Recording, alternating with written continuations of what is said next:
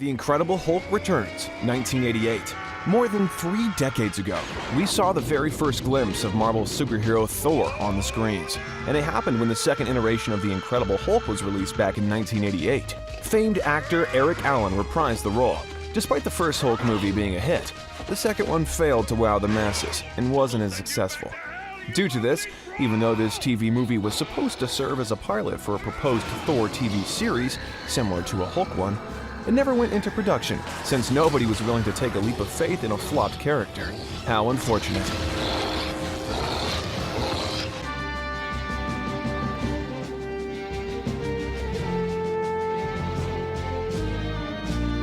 Thor, 2011. We had to wait for another 23 years before we saw the God of Thunder on the big screens again. Thor got its very own franchise in Marvel's third phase, but the initial reception to the movie was lukewarm, despite actor Chris Hemsworth doing an amazing job breathing new life into the character. Chris and his brother Liam Hemsworth were the last contenders for the part of Thor. Chris found it amusing, but he expressed no animosity toward Liam, admitting that he was rooting for him to earn the part. Acclaimed director Kenneth Branagh ended up choosing Chris in the end, and we are not complaining one bit.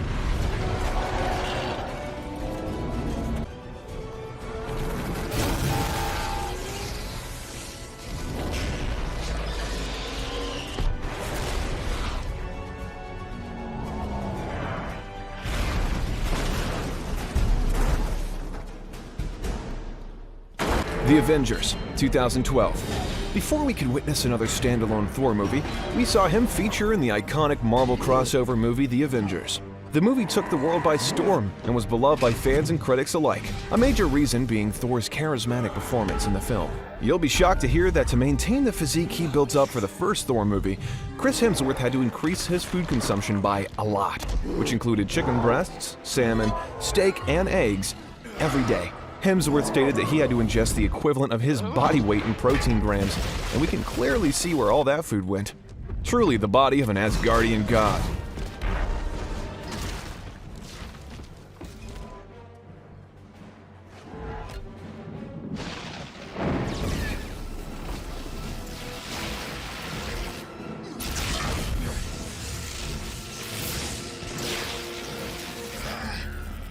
Thor: The Dark World, 2013.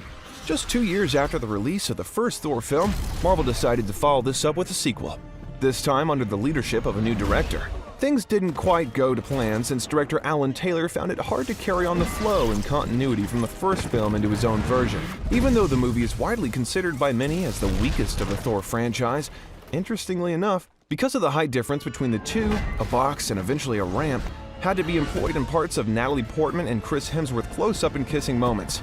Now isn't that hilarious?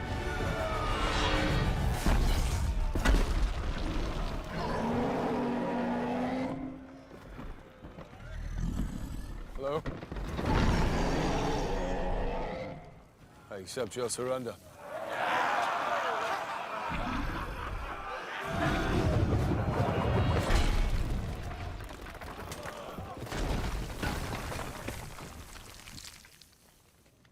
Anyone else?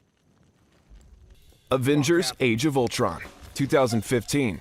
Despite the second Thor movie setting the franchise back a little, fans could not get enough of the character himself, and this was apparent in the next Avengers movie.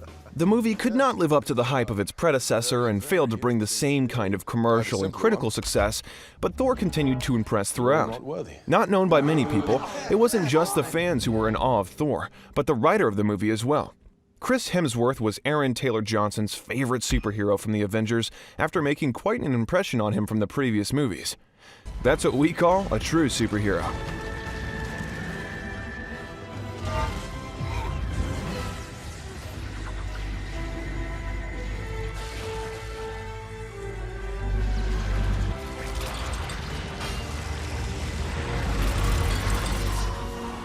Thor: Ragnarok, 2017. 2017 saw renowned director Taika Waititi taking over the helms of the Thor franchise, and he took it in a completely different direction, preferring to give it a light-hearted touch and bright color palettes.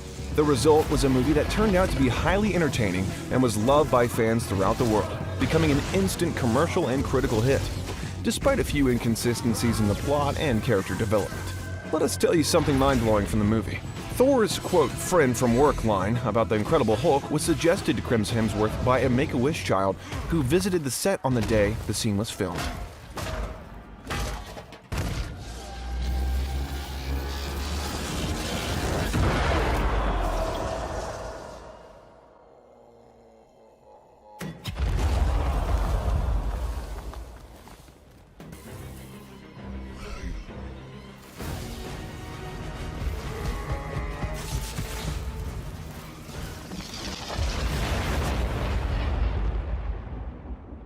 Avengers: Infinity War, 2018.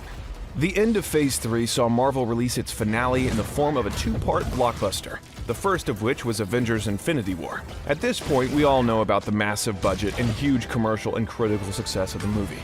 But did you know that during the third act of the movie, Chris Evans and Chris Hemsworth ad-libbed the dialogue between Captain America and Thor in which they compared their facial hair, reasoning that they have known each other long enough to have that kind of friendly banter. Damn. Don't we all wish we had friendships like that?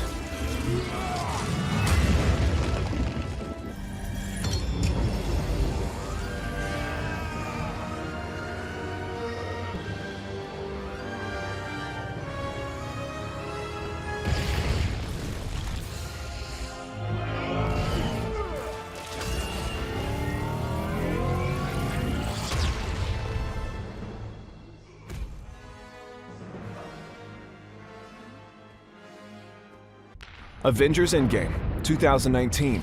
The final movie of Marvel's third chapter was released towards the end of the decade and delivered on the hype the franchise had built around it for over a decade. Fans of the Thor franchise will be shocked to hear that Natalie Portman's appearance in the film was created with leftover footage from Thor: The Dark World, and she also did voiceover work for a scene when she is talking in the distance. Although Portman didn't shoot any new scenes, she attended the film's premiere. Another Easter egg in the movie was when we see 2012 Thor mention going for a bit of lunch. It's a reference to the post-credit scene from The Avengers, where the group is seen eating shawarma.